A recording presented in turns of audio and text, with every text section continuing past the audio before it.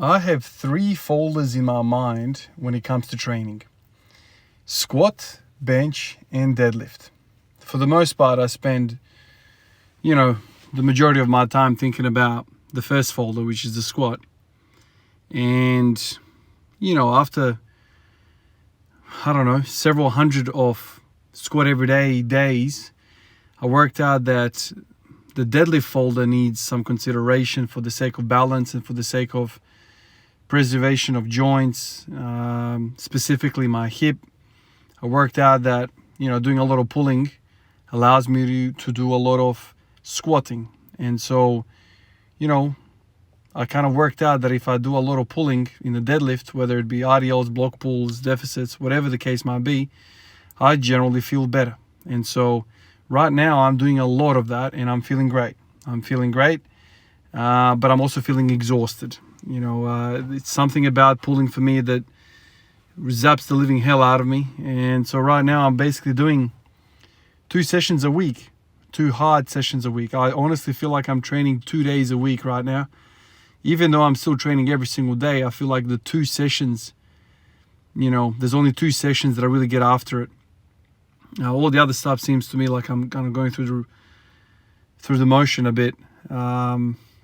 Today was one of those motion days. I'm just kind of there. I started off with the leg press just to get some volume in. I was just messing around with it. I only had 2 plates. I didn't record any of that. Moved to the squat.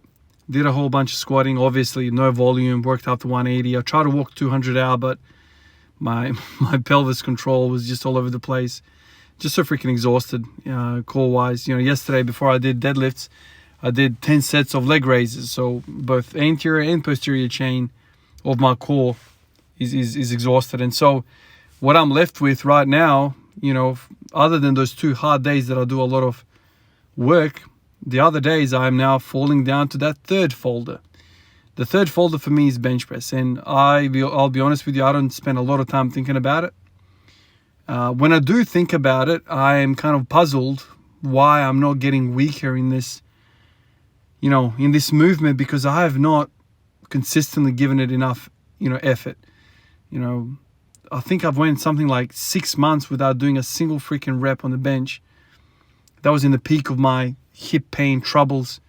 And when I go back, man, like within a week, I was back to like 120 kilos on the bench press. My max is 140. I have not done that in the last probably year, maybe even longer. So it's been a while. But now in the last week and a half, I've done a lot of freaking benching because the 1st and 2nd folder are freaking exhausted. Like I've completely taxed myself with these wide stance squats, and now the hips are rack pulls. And so I'm kind of like spent in those 2 movements, predominantly because of the rack pulls. And so now I'm kind of going to this 3rd folder and spending a lot of time there, only due to default settings, really. Like I'm out of recovery points in those other 2 movements. Now I'm kind of not forced, but, I'm kind of led into this other folder and thinking about bench pressing and what's worked for me in the past. So, today was basically about that. I did a whole bunch of benching, worked up to a set of 130, messed around with some bicep curls, stuff to kind of keep my joints healthy. This is something that's been a recurrent theme with me. If you want to feel good, pull. When it comes to the squatting, that's a push. Its pull equivalent, I feel, is the deadlift. When I do a lot of deadlifting, I always feel good. Nothing ever comes bad in terms of an achy joint when I'm doing a lot of pulling. I'm doing a lot of freaking pulling now, man. I'm doing 2 days a week of going absolutely after it. And I feel great. I'm exhausted, but I feel great. And so today, I'm doing all this benching, and I was like, yeah, let's do some pulling. And so I did a whole lot of bicep curling. I didn't record any of that either, because frankly, leg pressing and bicep curls are not something that I like to see, but it seems to me that that's what I need to do. Now, obviously, right away, I'm sure you're thinking, why not pull-ups? Why not rows? Why not 101 other freaking exercises before biceps? The reason for that, my friend, is that I have tried. I've tried to do a lot of pull-ups, and then I just simply can't do deadlifts. So in my mind, I'm like, okay, deadlifting and the variations that I'm doing with them, that's my primary. And I cannot have anything else impede that recovery. If I start doing pull-ups and rows, that's taking the same damn points that the deadlift is taking. I'm telling you, like, my lats are sore when I'm doing rack pulls. I feel them and I feel my traps. So they're involved. If I start doing rowing and pulling, then all of a sudden I'm borrowing points or taking the points, which I don't even freaking have anymore, from the deadlift recovery folder, right? So bicep curl is just basically a bicep exercise. It's a movement that keeps my elbows happy. And I can do a whole bunch of bench pressing. That's exactly why I'm doing it. This is why I'm doing leg pressing, once again, to get away from the core.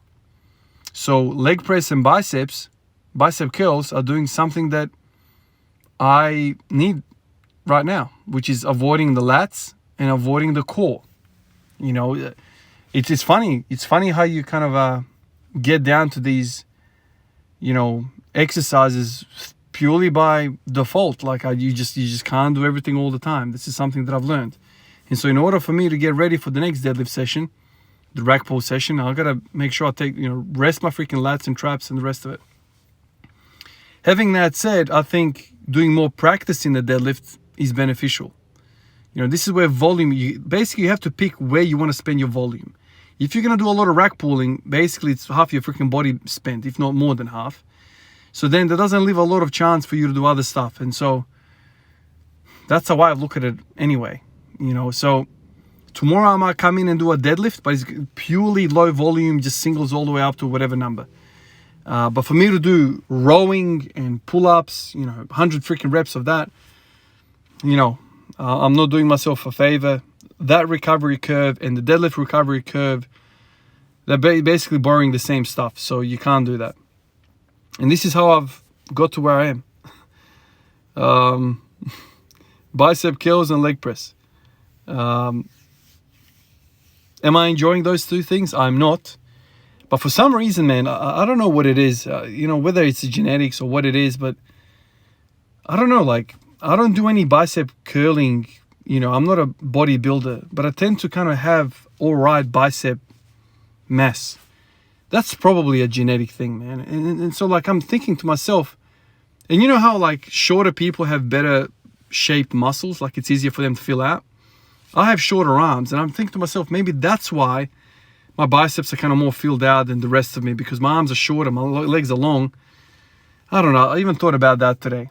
But I just think to myself, what if I use this opportunity to really get after the bench press in these off days? You know, I'm calling them off days because I can't really get after the deadlift and the bench and the squat, but I can get after the bench.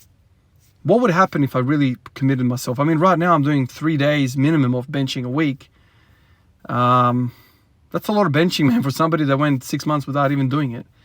That's a lot of benching. I wonder if I can hit 140, 150 if I continue doing this. I mean, it's not a primary goal of mine, but as a secondary goal, because of what's left over from the aftermath of these rack pull sessions, I might as well get after the bench press, man. Anyway, that's what I did today. Appreciate you guys. I'll catch you in the next one. Peace out.